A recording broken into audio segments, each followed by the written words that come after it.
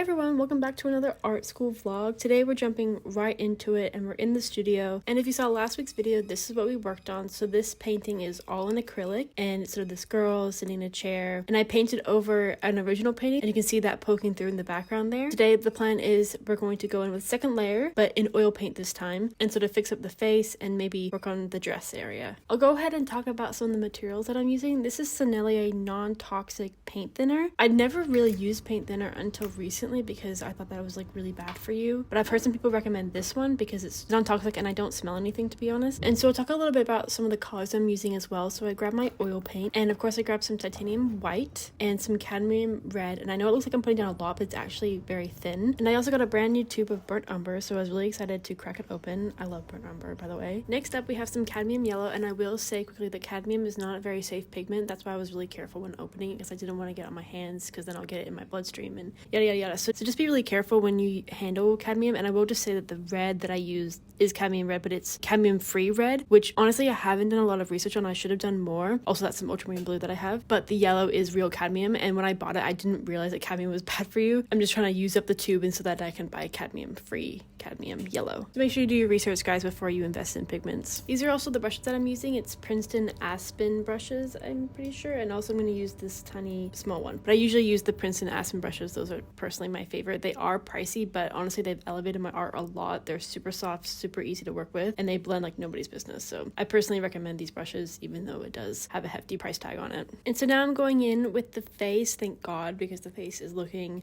rough. So I'm just blocking in some of the shadow tones in the eye sockets areas, just kind of blocking out the shapes of the shadows. I'm not worrying about what features I'm painting. Like I'm not thinking this is lips and these are eyes. I'm thinking what shape is creating in my reference photo. Also, sorry that it's super shaky, the camera. I explained this in a video a while ago, so if you were around for that video, my studio is pretty much the second floor of the demountables, which is 2 shipping containers basically stacked on top of each other, and so it's very shaky and wobbly, and so when anyone takes a step it shakes the whole thing, and it's really annoying when I'm trying to film because then these time lapses just seem really shaky and annoying. So I do apologize for that, but I am really grateful that my school supplies studios like this. I know that that's not available to a lot of other schools, so I'm really grateful that I get my own studio. Like it's pretty cool that I can come in and it be my space. I do feel really comfortable in here, and I'm in an area that's super quiet, so I can really concentrate on my work. And I know some other people who are in bigger studios filled with people and it can get quite noisy and hard to concentrate, so I am really grateful that I'm in this studio because it supplies a lot of privacy. It also makes it a lot more comfortable to film, and I feel less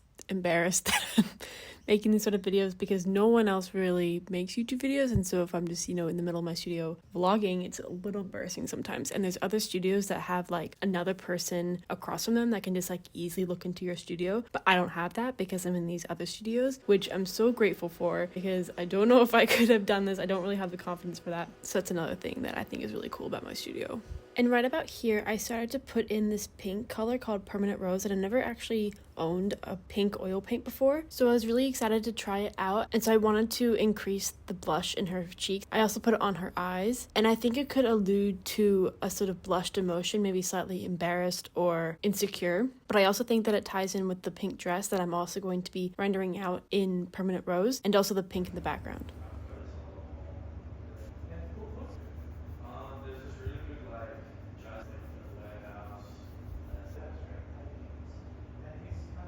And this is what the face looks like with no glare and up close. I definitely need to do a second layer, but so far I'm really happy with the lighting and with the colors. And now we're rendering out the hands, and I really messed up on this one. I originally thought the hands were too high the way that I sketched them out, so I went in and rendered a lot of it lower down. But you'll soon see that I was actually right the first time and I had to wipe it all off. But that's okay. I got a good practice in for what the hands look like and some of the shapes and some of the shadows and highlights, so it won't hurt doing it twice.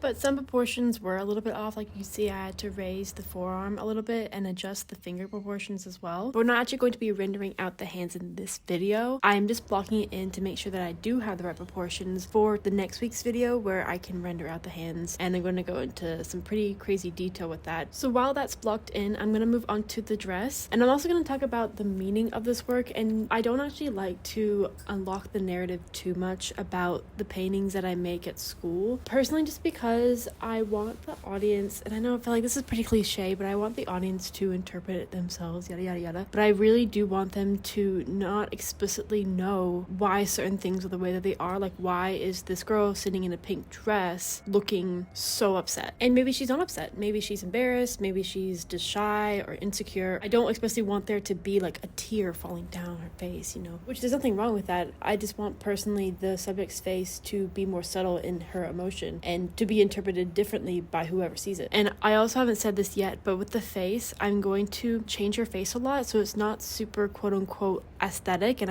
I know that's a sort of a tricky concept to do right, and I want to be sensitive about it, but I just didn't want to represent a girl who's wearing a pink youthful frou-frou dress in a stereotypical aesthetic way. And I don't know if I'm saying this right, and I worry that it's going to come across wrong, but I feel like it's expected for a girl to be wearing this dress, because who wouldn't be happy wearing this dress? Honestly, it's like an awesome dress. That why is she so upset? So I'm going to, I don't know if you noticed before, her eye is sort of puffed up and looks like a black eye, and I'm going to push that a little bit further, not to indicate that she's been beat up in any way. The idea is that I don't know if it's going to work, but I want the audience to walk up to this painting and expect to see something that they've seen a million times, which is a stereotypical quote unquote pretty, whatever that means, girl in a pink frou-frou happy dress. But look closer at her face and something isn't right. Like something is slightly off about why she is just sitting there in this sort of black abyss, and there's no knife on the side to be the source of the way that she is, but just to create this eerie scene that would hopefully put off the viewer from what they originally expected. I really hope that this comes across well, because I know that it's a tricky subject to tackle because aesthetics is a totally subjective idea. I just want to, for myself, paint a girl that's not typically expected to be in society. That's just what I want to do. Maybe it's not even that deep, who knows, but it would be awesome if this was the way that it is interpreted. I just want to clarify, this is also not a feminist piece. Yes, I am a girl who is painting on the girl, and sometimes that can be interpreted as feminism and is sad sometimes, but I just want to clarify, it's not a feminist piece. This subject could be exchanged for a boy or girl, but I only have sisters,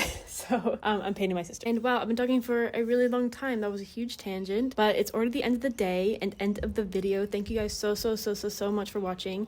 I really appreciate it, and I will see you guys next Sunday. Bye.